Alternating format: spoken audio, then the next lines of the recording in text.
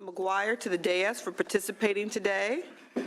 Let me start by apologizing to the departments and advocates in that we have made a adjustment to our agenda. We're going to start with Part B. Some of you may have been notified. We just made that change yesterday. As chair, I apologize, and we'll try to limit the frequency with which we make those kind of substantive changes to the agenda, because I know you all step away from your work, the work that we need you to do back at your departments, to come to these budget subcommittees and provide us with information. So let me start by apologizing. We're going to start again with Part B of the agenda, and we will hear first from the Council on Developmental Disabilities, item 4100, and we'll hear the overview. We will then move directly into the Department of Developmental Disabilities for issues 1 through 13. But let's start with the Council. Welcome and thank you for being here today. Good morning, Madam Chair. Senators, thank you for having the Council here today. The State Council on I'm Aaron Carruthers. I'm the Executive Director of the State Council on Developmental Disabilities. The State Council is a 31-member council that consists of self-advocates, family advocates, and other agency representatives. Largely, think of it as a town hall forum where individuals who touch every cross-section of developmental disabilities come together to discuss issues that are important. We exist in federal law, and because of federal funding, the federal government makes sure there's a state council in every state and territory. So we're part of a network of 56 state councils. With that, the work that we do, we don't receive any general funds, but we do have a couple of state contracts you've asked us to discuss today.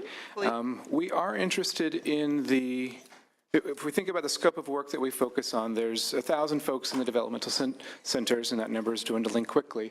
We care very deeply about the individuals there. The politic of the State Council is that every individual has the right to live in a fully integrated, fully into society as much as possible, and therefore the developmental centers should be gone.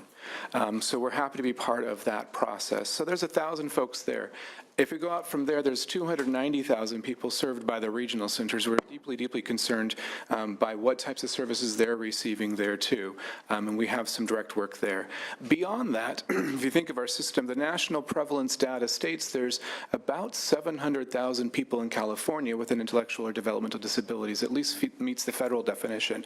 We care about them just as much too. So I have an office in Sacramento that allows us to work on systemic issues at the statewide level. I have 13 offices throughout the state that allow us to work on subsystem issues within each community throughout California. So while a lot of our attention goes to the institutions where there's funding, like developmental centers or regional centers, we're concerned about what's happening in the schools. We're concerned about what's happening as someone's trying to get housing in the community. Number one priority for the council, as we've talked to advocates, is employment. Employment's outside of these systems. Public safety. I'm going to DC this week to discuss the response that we did after the Inland Regional Center and the work that we're doing with the Office of Emergency Services to train folks in active shooter situations. Our role is to look for systemic problems and find solutions for those problems. So thank you for indulging me and letting us tell you a little bit what the council does. Specifically, you asked us to discuss about the work that we do in the developmental centers, and I have staff in each developmental center.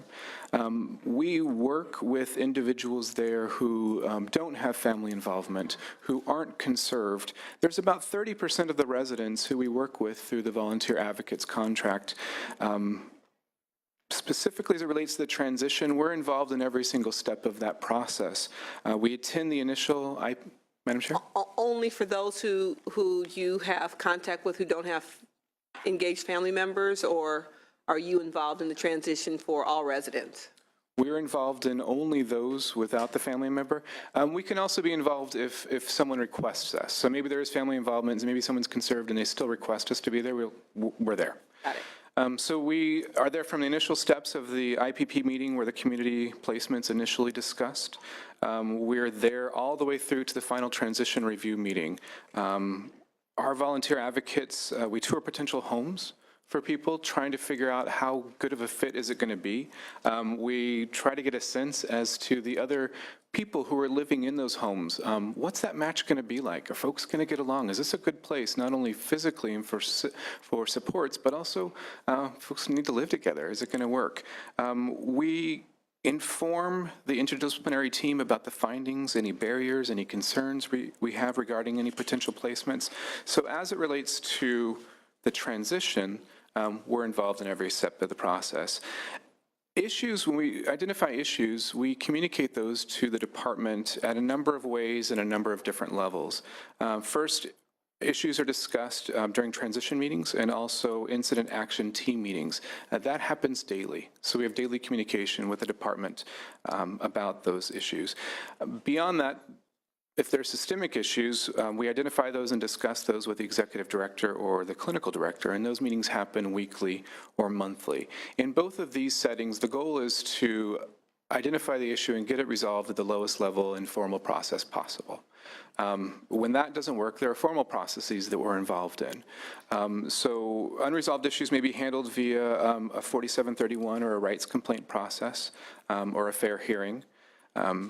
Additionally, another formal process is when clients request to be transitioned out and they want to file a writ of habeas corpus to do that. We're there to assist with that writ, where we will go to court with them if they need to. In addition to this, we report to the department annually. Give an annual report of here's everything that we're seeing, here's what folks are concerned about, and here's what we want you to know on the macro level. So as it relates to how we're communicating with the department, it's at a number of levels in a number of ways, always with the goal of resolving at the lowest level possible. Is that same report shared with the legislature also? Yes, and we've shared it with this committee. Okay.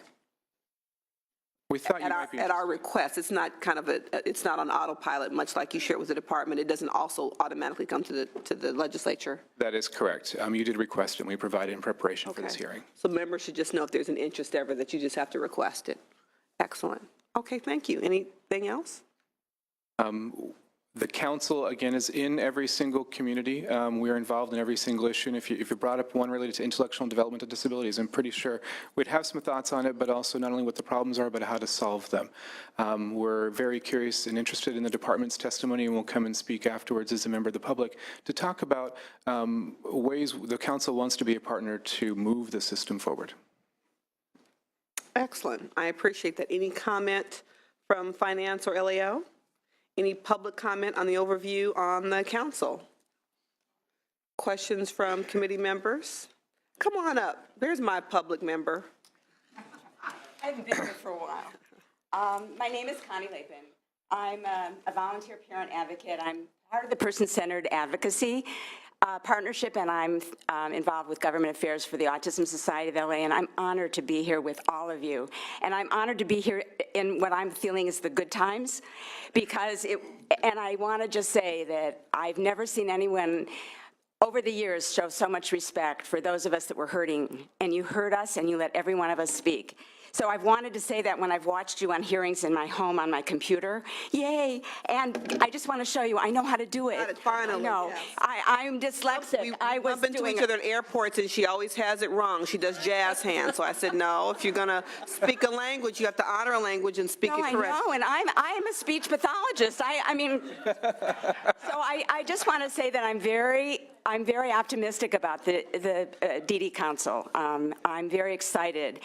Because of people here, you know, we have the only law on self-determination, and you were way, way important in letting us do that, and this council plays a very specific role, and they had a convening of all the local advisory committees of each regional center, and they have a state advisory committee, and it was amazing what's going right and what isn't going right. And we will get back to you about what needs to happen, but I'm thrilled that the DD Council is another partner in oversight. Thank you. Excellent. Thank you very much for that perspective. Appreciate you. Thank you. Thank you, Madam Chair. We'll move on, colleagues, to the Department of Developmental Disabilities.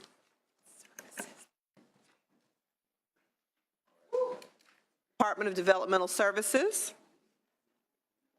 Sorry. We're going to begin with issue 1, the overview on page 4 of the agenda, if you were following along. Good morning. Good morning. I think your mic is not on. Them are red. There you go. Now is it on? Now it's on. Excellent. Thank you.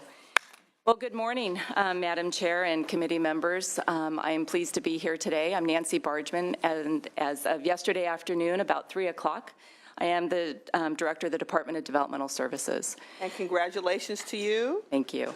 And what a great way to start your new gig. Thank you. Coming before sub 3. Well, it truly is a pleasure to be here, and it's a privilege to actually introduce myself to this subcommittee, and I look forward to future opportunities to work with you. And you had lots of support in the hearing room. You didn't see them. Excellent, thank you. I'd also like to just express a couple of additional thoughts before we move on in the agenda, if you don't mind. Please. I'd like to just say that we're very, very pleased. I was so pleased to see that the Developmental Services Expenditure Package was passed in special session. Certainly an excellent time to come in as director, so thank you for that opportunity. I would agree. This legislation provides an increase of approximately $300 million in general fund, and when you include the funds that are matched through the federal funds, it reaches almost $500 million of much-needed funds to assist us in our developmental service delivery system. I'd like to acknowledge and just take a minute to say thank you to all of the stakeholders who really participated and helped inform the administration and the legislature in this, and achieving really an agreement to be able to get a funding package that could go forward. So I'd like to pay special recognition to some particular groups, if you don't mind. So the California Disability Senior Action, Community Action Network, the California Person-Centered Advocacy Partnership, the Lanterman Coalition, and the Disability Rights of California all played very, very important roles in this process. Although I'm new as the director of the department, I'm not new to many of the issues that are related to the challenges that we're facing within our system. I worked at the department just as recent as about 8 or 9 months ago, and then most recently working at San Gabriel Pomona Regional Center. So being informed of some of these critical issues, I've been able to have some visibility based on my past experiences. So recognizing that we do have some of these challenges, and just to name a few of them, recognizing there's certainly more, but we do have challenges and opportunities as we're transitioning individuals from developmental centers to the community, that we have the need to develop community housing and services and supports, not only for those folks that are moving from developmental centers, but also for individuals that are moving from their families, homes that are aging, as well as individuals with some very special, challenging needs that are very unique, and the supports in the community. Also looking at the implementation of self-determination, competitive employment, the need to focus on appropriate and timely placement of individuals who are held in our county jails, looking at the compliance with the new home and community-based waiver regulations, and also recognizing the importance of the disparity in the use of developmental services in our underserved population. As we move forward, I'm really committed and looking forward to working with our consumers, our families, the advocates, the regional centers, and the providers as we discuss these important issues and get their perspectives so we can collectively look at how we are able to be informed and move forward. To that end, I'm really pleased to say that we are already scheduled to meet with the Sonoma Developmental Center Coalition on April 12th and April 14th to talk about some very important issues. And again, it's not limited on these issues, but these are some of the things that will be discussed during our meetings, and that's the Community State Staff Program, the availability of health and dental services out in the community, and then also taking a look at what are the options available that's going to be the place of last resort for individuals that find it challenging or unable to be supported in the community. So I want to reiterate how I'm looking forward to working in a very cooperative manner with this subcommittee and the legislature, and I really do place a high importance on working with stakeholders and our advocates and helping us inform the department as we're working with them and moving forward with improving our services in the community for our individuals who we serve. Thank you. Now we're going to have, if it's okay with you, to have Chief Deputy John Doyle walk us through the agenda in response to the questions that are before us today. Thank you. Good morning again, Mr. Doyle. Thank you. Good morning, Madam Chair, members. Thank you very much. John Doyle, Developmental Services. As the agenda notes very clearly, the budget the proposed budget for 16-17 is right around $6.4 billion, $3.8 billion general fund. Of this total amount, approximately $5.8 billion is projected for community services in the regional center system. There's $526 million approximately for the operation of the developmental centers, and $50 million approximately for headquarters expenditures. We're expecting to serve approximately 300,000 individuals in the community in 16-17, and that represents an increase of approximately 4% in our caseload numbers from current year. In the regional centers, we're expecting that the population next year will be approximately 850 individuals, and that represents a reduction of approximately 16% in that population. Several of our budget proposals are discussed later in the agenda, but there is one particular issue that I'd like to call your attention to because I know it's a matter of concern to the regional centers.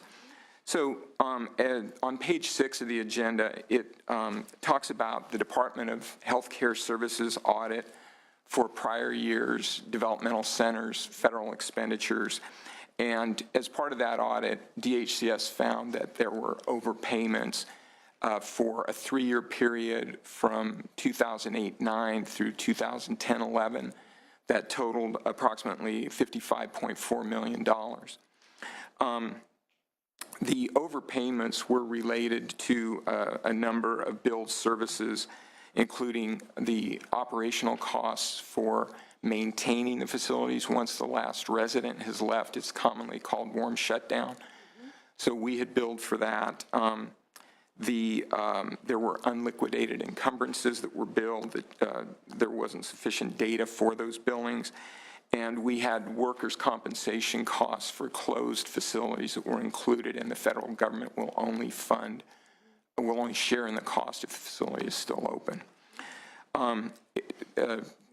To boil it down, we have repaid $13 million of the amount due, so we still owe $42.4 million. We're proposing to repay that in the current year. The way we're planning to do that is when we looked at the regional center estimate in November, we found that expenditures are slightly under budget. Obviously, November is very early to come up with good hard numbers on a budget that large, but we were projecting a savings at that point of $45 million. Our intent is to use the provisional language that's contained in the Budget Act to transfer the money from the regional center savings to the developmental centers. Hopefully, that savings projection will hold, but it's something that we'll revisit as part of May revision. Now, can I just ask a quick question on that? Excuse me.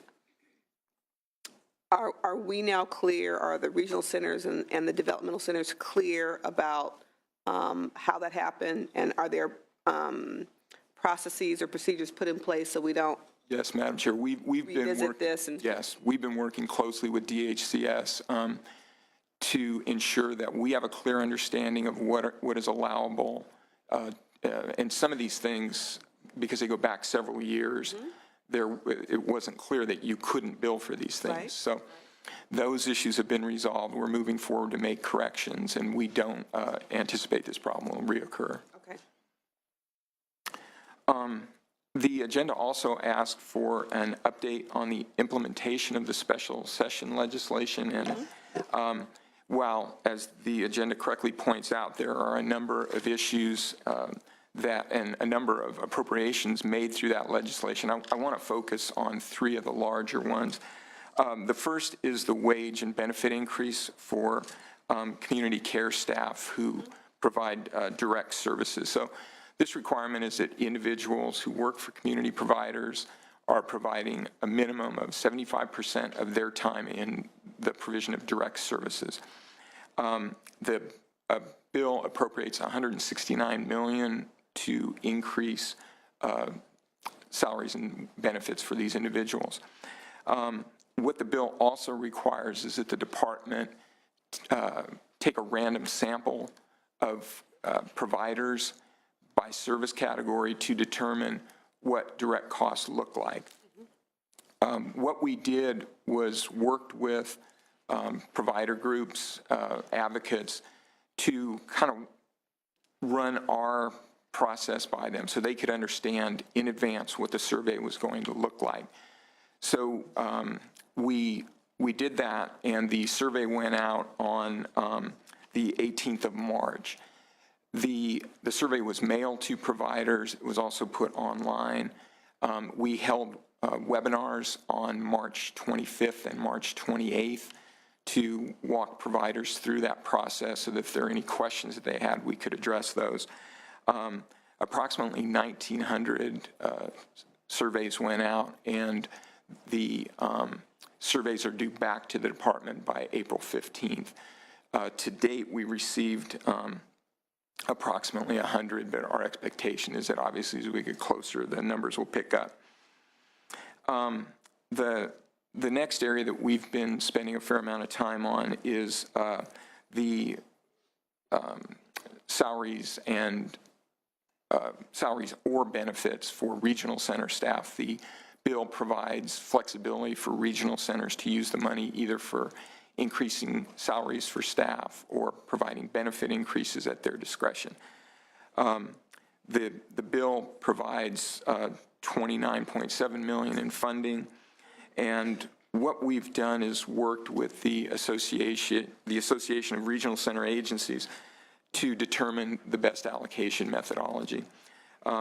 What we've agreed on is the methodology that is a proportional percentage of the current year total core staffing allocation.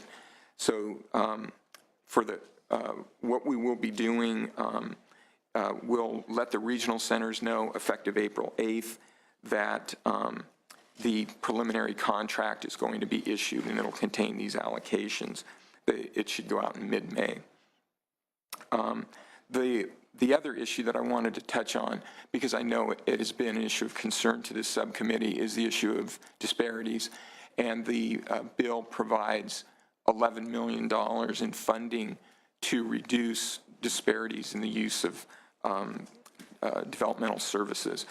The $11 million, we're working, we've not only reached out to legislative staff and had discussions with them, but we've talked to, again, to the Association of Regional Center Agencies. And at this point, it looks like there's $1 million of the 11 that is proposed for bilingual pay differential for regional center staff. And then the remaining $10 million is going to be used on a variety of activities, things like cultural competency training, parental education programs, or whatever activities best suit the needs of the individual regional centers and their underserved populations. So we're looking to them to get input and see what works best in their particular areas, because it's not a one-size-fits-all issue. Absolutely. And then finally, the agenda asks for an update on the consumer rights advocacy contract. The contracts that we currently have in place to provide consumer rights advocacy will expire on June 30th of this year. We had intended originally to have a request for proposal out on those contracts by Monday, April 4th. That didn't happen. We had some concerns with some of the language, and there were some issues that had to be resolved. But that request for proposal will go out tomorrow. I'm happy to answer any questions you might have on this particular issue. McGuire? Any questions you have or any clarifications you want to know about the special session spending augmentations? Anything other than what he touched on? Excellent.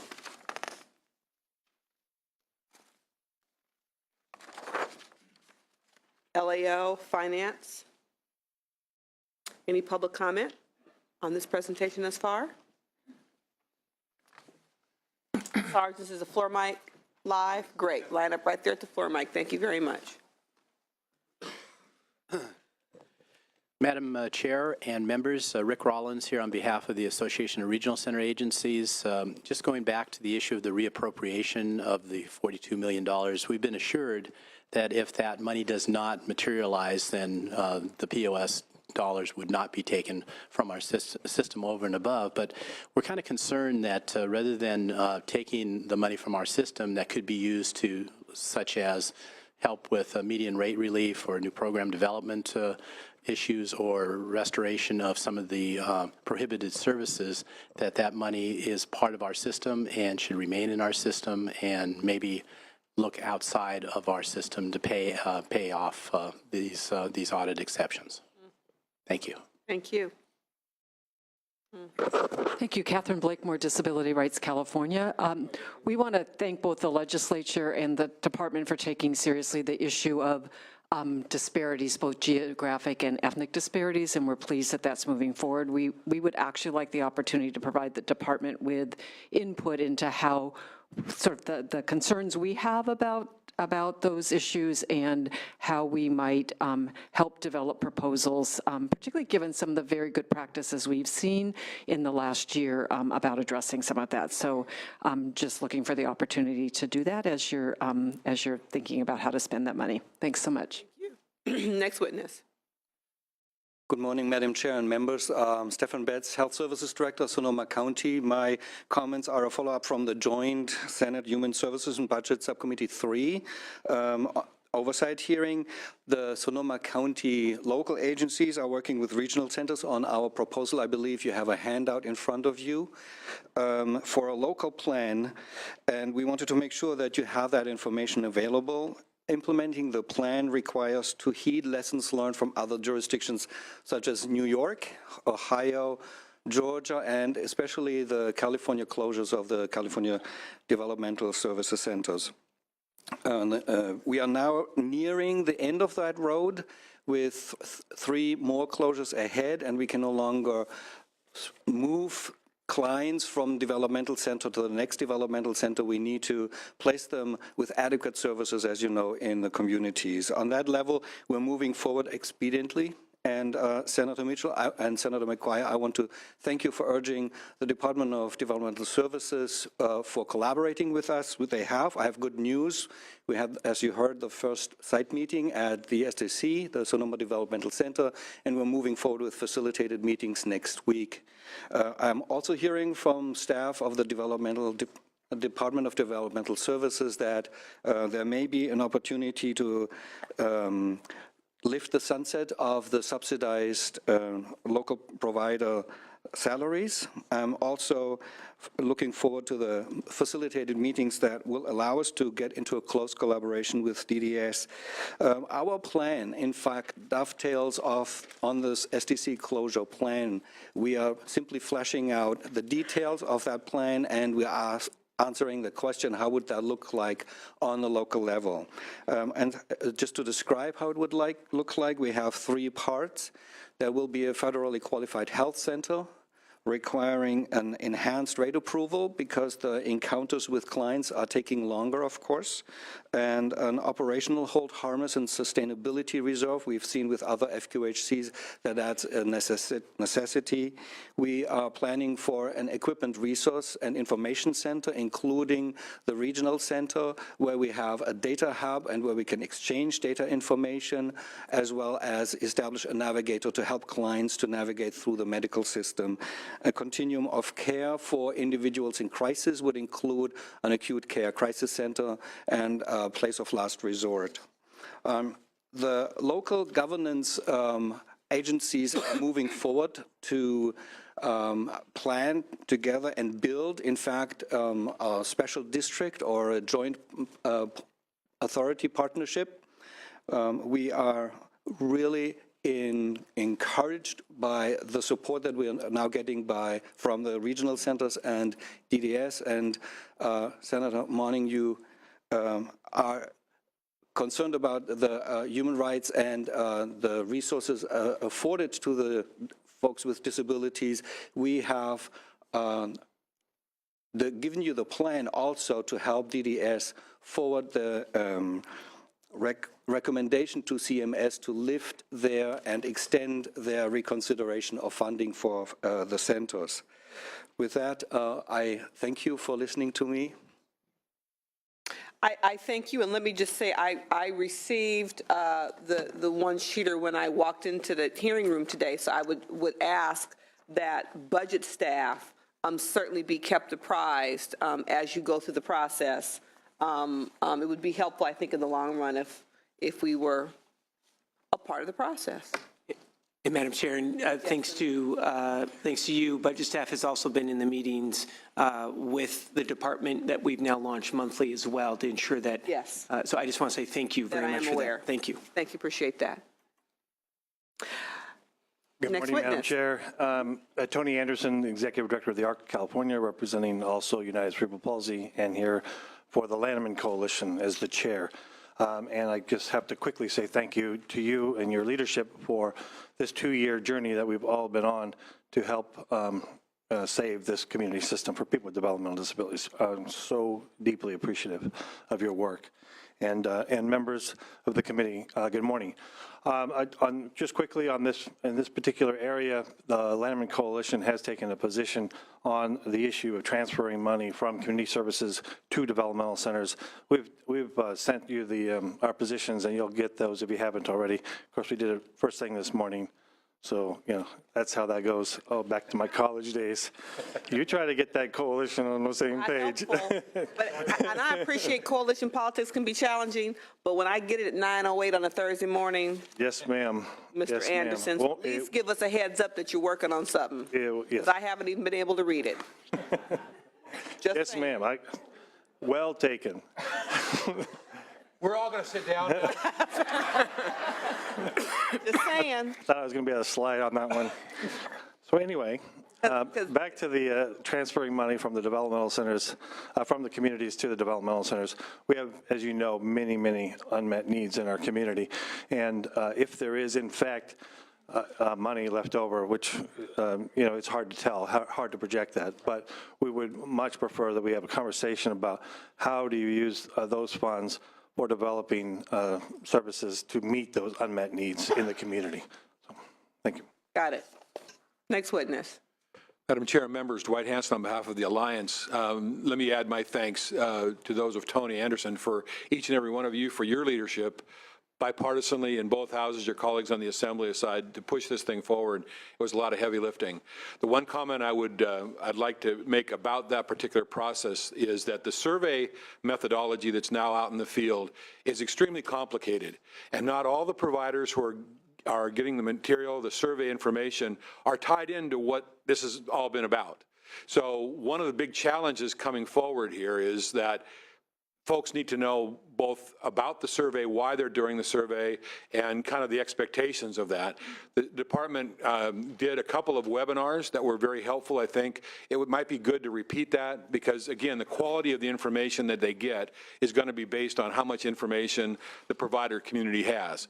And in general, there are a number of providers who are members of our various statewide organizations who get this information, but there are vast numbers of folks out there, and particularly the smaller ones and the residential ones, who simply aren't tied in. So I just bring that to your attention to make sure that works.